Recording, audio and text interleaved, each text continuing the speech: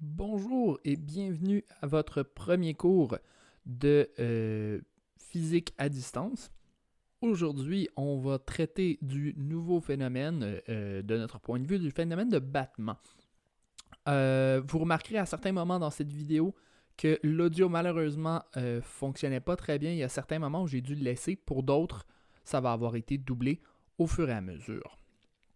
Donc maintenant, vous devriez me voir apparaître dans le bas de votre écran.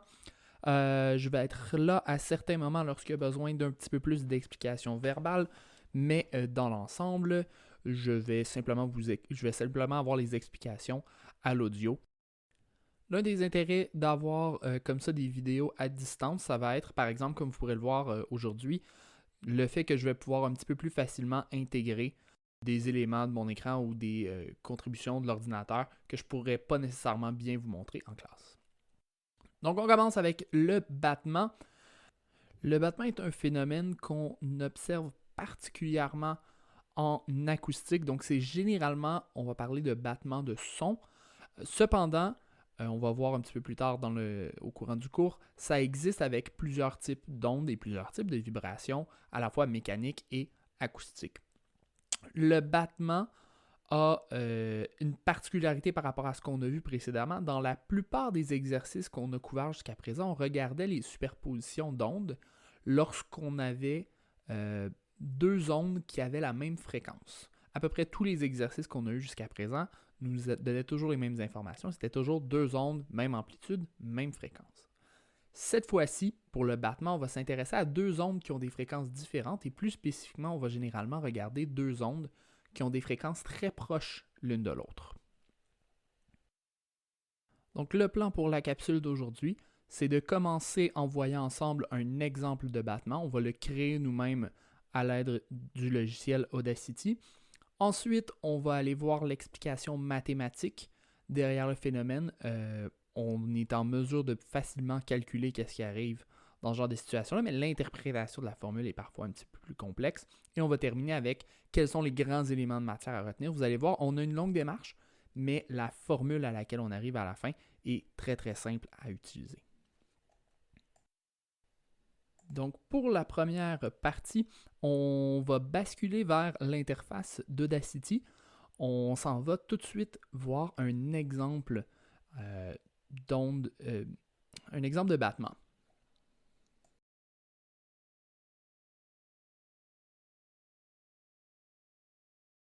Vous devriez maintenant avoir à l'écran l'interface d'Audacity que vous commencez peut-être à connaître. Ce qu'on va faire, c'est qu'on va se générer des sons.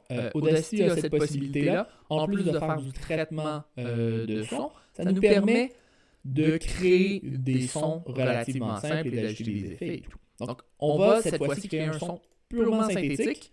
On va créer un sinus à 110 Hz. Ici, on peut ajuster, on peut le mettre aussi long qu'on le souhaite. On va commencer par le mettre pour une dizaine de secondes et on va écouter ce que ça nous donne.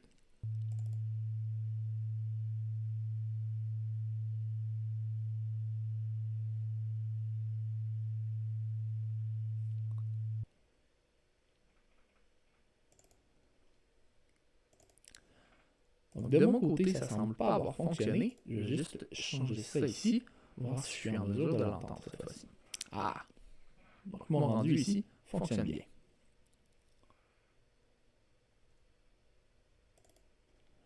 Voyons voir maintenant ce qui arrive si en plus de mon sinus, on va le noter ici, pour s'en rappeler, sinus 110 Hz. Voyons voir maintenant ce qui arrive si je fais jouer un sinus avec une fréquence juste légèrement différente. Donc on va faire nouvelle piste.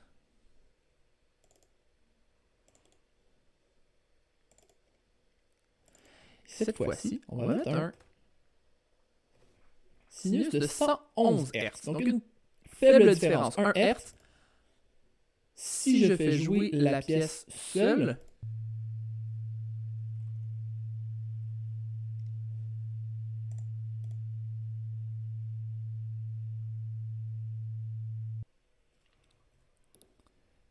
je vais la faire rejouer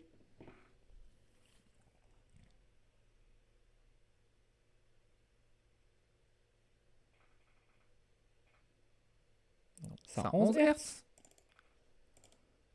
110 Hz.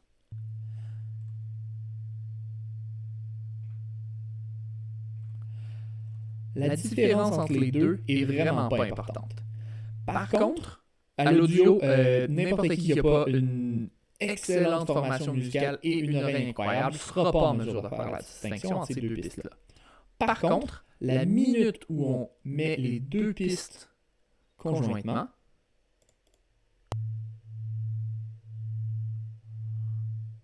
on entend un son qui varie énormément en amplitude. Ici, on a une situation à peu près parfaite.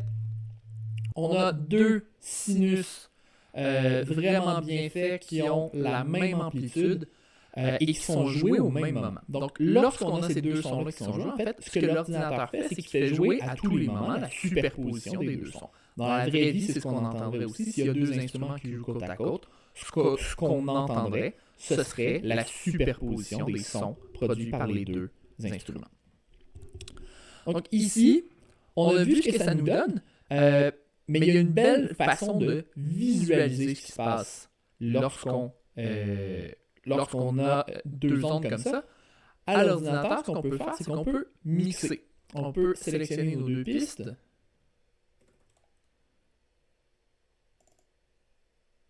Mixer, donc l'ordinateur va prendre les deux pistes et nous afficher ce que lui fait jouer lorsqu'on fait jouer les deux pistes en même temps. Et on observe une forme d'onde très différente. Ce qu'on voit, c'est un sinus ici, et un très beau sinus. On n'a pas une forme déformée de quelconque façon, et on va voir, ici c'est pas nécessairement évident, mais que la fréquence qu'on a ici est pratiquement la même que celle de mes deux ondes de départ. Mes deux ondes étaient légèrement séparées. Ce qu'on va observer ici, c'est une fréquence très très proche des deux, en fait qui va correspondre à la moyenne. Et en plus de ça, ce qu'on observe, si vous voyez bien ici, c'est que ma forme d'onde va me donner une enveloppe. Je vais avoir quelque chose qui va être très très faible. J'ai un sinus très très faible ici, et j'ai un sinus qui devient plus fort, plus faible, plus fort, plus faible, et lorsqu'on le fait jouer, c'est ce qu'on entend. On entend un moment fort, faible, avec, à certains moments, pratiquement un signal qui est sans aucun bruit. Si je recule, je reviens à mes deux pistes de départ et que je les modifie, plutôt que d'avoir 110 Hz, si je prenais quelque chose de plus près, on va sélectionner tout ça.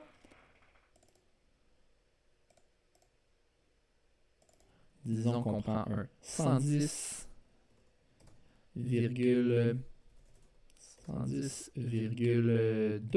Hz. Allons-y pour 3.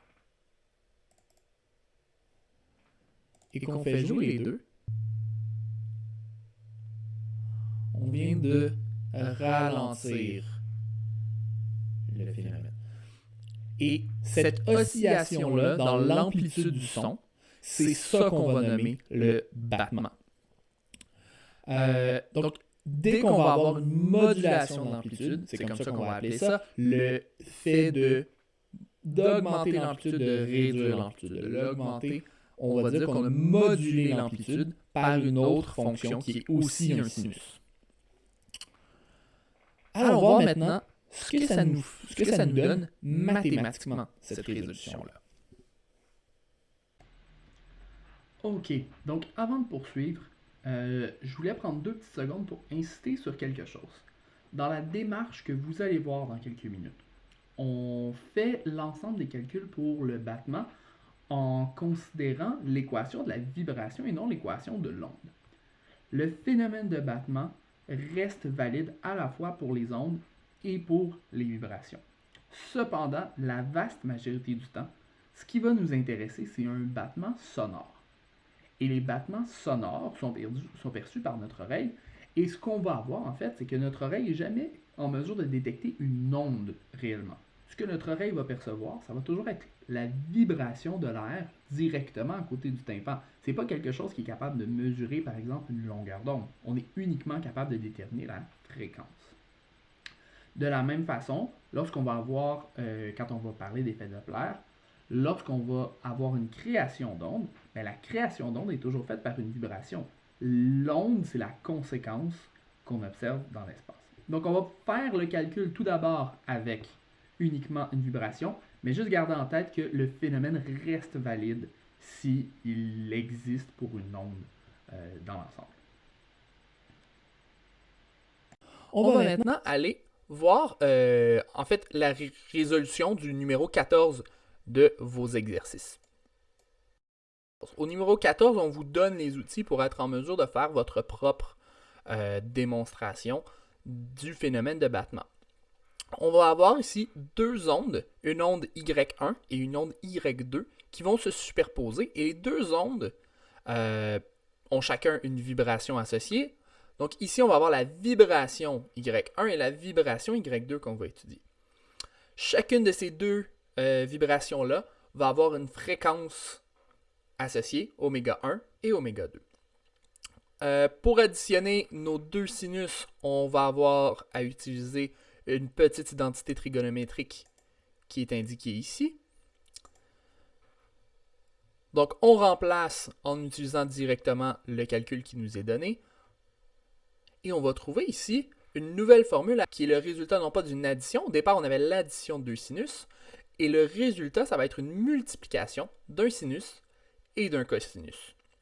Donc ici, ce que je vais avoir, c'est une oscillation rapide d'un côté. Donc le résultat de mon sinus, c'est un sinus dont la fréquence, si je peux utiliser peut-être un pointeur ici, la fréquence de ça, ça correspond à la fréquence moyenne entre les deux fréquences de départ. Donc F1 plus F2 sur 2 va me donner la fréquence du sinus que j'entends.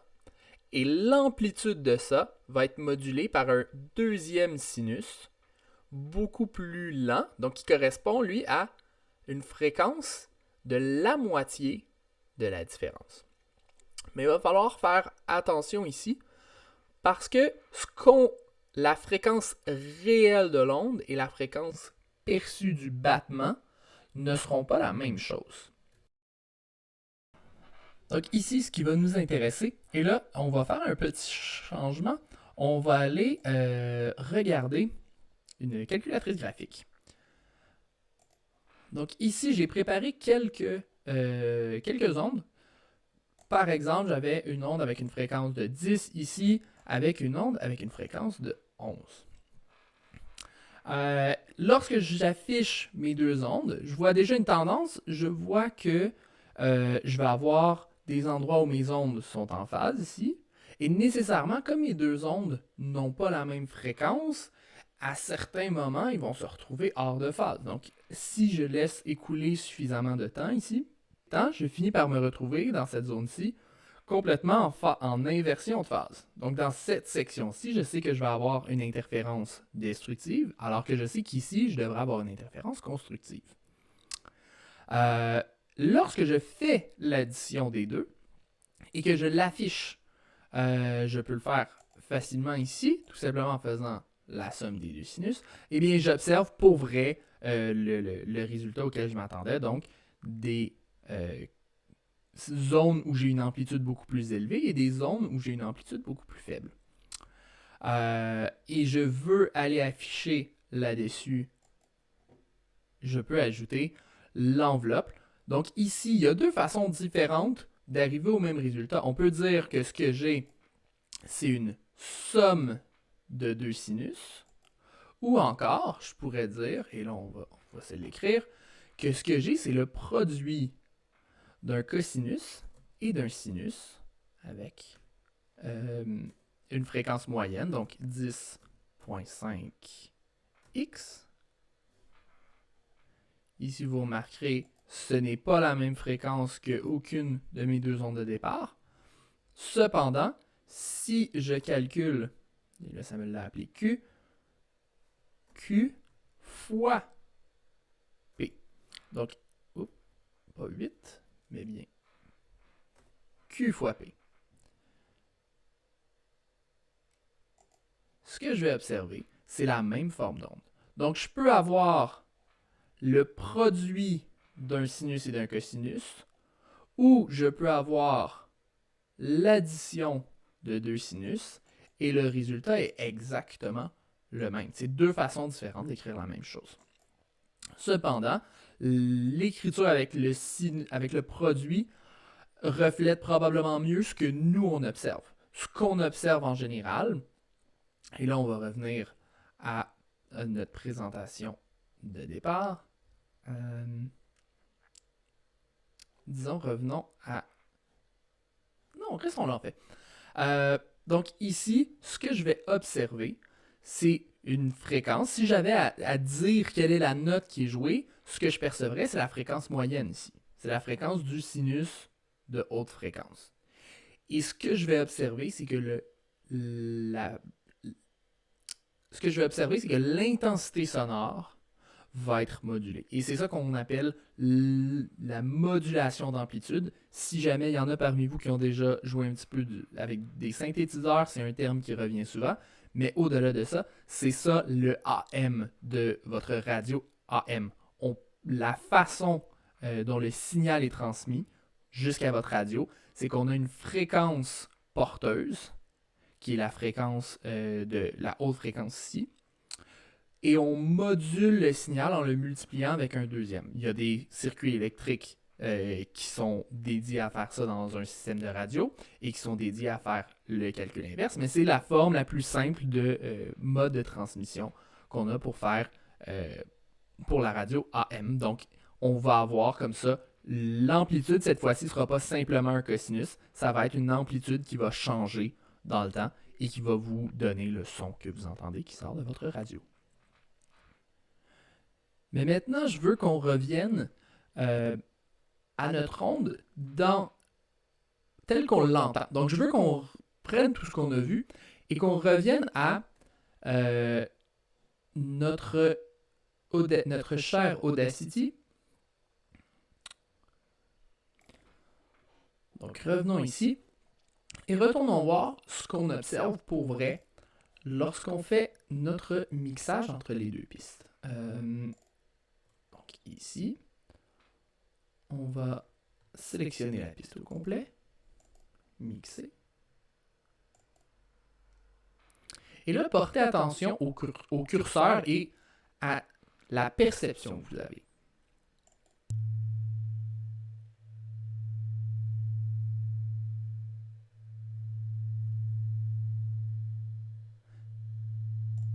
Si on vous demandait de donner la période de ce phénomène-là, à peu près tout le monde dans la classe, je crois, aurait tendance à dire que la période, c'est ça ici. L'effet qui se répète dans le temps, ce n'est malheureusement pas la même période que le sinus, que le cosinus de notre enveloppe. Le cosinus de notre enveloppe part ici et doit faire une onde complète. On a assez insisté là-dessus dans les dernières semaines. La période ou la longueur d'onde, ça correspond toujours à un cycle complet. Donc, ça devrait être ça ici. Cependant, la période du battement, la période de la répétition de variation d'amplitude, ça va correspondre à seulement la moitié de ça.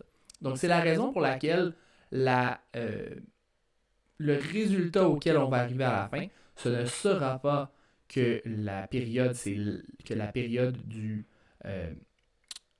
que la fréquence de battement est la moitié de la fréquence comme ce qu'on avait trouvé mathématiquement. La fréquence de battement, ça va correspondre à cette période-ci et ça va correspondre, si on retourne dans notre équation,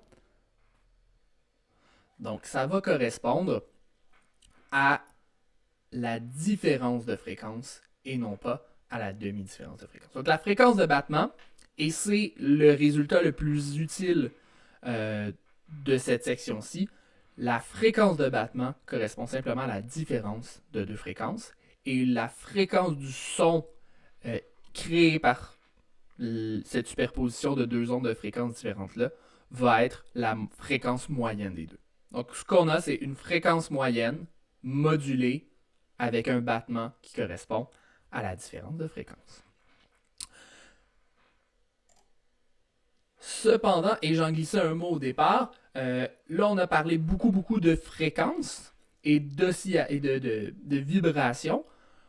Le battement existe également pour une onde progressive. Simplement, comme ce qu'on a, c'est uniquement des fréquences différentes, mais avec la même vitesse de propagation, le visuel de ça va être quelque chose de pas particulièrement intéressant. En fait, on va avoir le même genre d'onde qui voyage à la même vitesse. Donc, simplement, les paramètres vont avoir été ajustés, mais on va avoir comme ça une forme d'onde qui va se propager. De façon à ce que si j'ai mon oreille au bout ici, ben, ce que j'observe, c'est la vibration ici, ou l'oscillation harmonique, qui diminue et qui se remet à augmenter ici. Donc, j'ai quelque chose qui est cohérent avec ce qu'on avait vu précédemment. Et les battements ne sont pas limités à uniquement le monde de l'acoustique. Il existe à l'occasion des phénomènes de battement qui seraient mécaniques. Si on passe à la prochaine image ici, j'aurais un battement qui serait mécanique si j'ai l'addition de deux mouvements comme ça. Cependant, il n'y a pas énormément d'exemples qui existent de battements comme ceux-là. Donc, on va beaucoup avoir dans les exercices, ça va se concentrer très fortement sur des exemples de battements acoustiques. Mais le principe de base derrière, ça va toujours être, j'ai deux ondes différentes. Comment est-ce que je peux déterminer le battement, la fréquence de battement en sachant c'est quoi mes fréquences de départ, ou encore, ce qui est souvent plus utilisé dans la vraie vie, je connais la fréquence de battement, je compare deux sons entre eux, deux sons proches l'un de l'autre, et je veux être en mesure d'ajuster ou de déterminer du moins la différence de fréquence entre les deux. Mais si je connais le battement le battement qui est formé lorsque les deux sons sont joués en même temps, je vais être en mesure de déterminer quelle est la différence de fréquence entre les deux. Bonjour tout le monde. Une dernière petite chose. On n'a pas beaucoup insisté jusqu'à présent sur la formule à proprement parler du battement. Je pense que la compréhension du concept va être plus importante que spécifiquement la formule, d'autant plus que vous allez voir, la formule est excessivement simple. Donc, on l'affiche tout de suite. La fréquence de battement va toujours être donnée par la différence des deux fréquences qui l'ont créée. Donc, si j'ai deux fréquences qui sont très près, ça veut dire que F2 est très près de F1, je vais avoir une fréquence de battement qui va être faible. Je vais avoir une période de battement très élevée et une fréquence très faible. Si mes deux fréquences s'éloignent, je vais avoir une fréquence de battement qui va augmenter. Vous remarquez ici la valeur absolue. Pas d'explication super complexe pour ça. Tout simplement, une fréquence de battement, ça n'aurait pas de sens de parler d'une fréquence de battement qui est négative. Une fréquence, c'est toujours positif. Donc, on va aller chercher la différence de fréquence. Vous pourriez aller le justifier avec les équations, mais simplement, le gros bon sens vous dit clairement que ma fréquence ne devrait pas avoir une valeur négative. Donc, c'est tout pour aujourd'hui. On se revoit plus tard pour la capsule sur l'effet Doppler.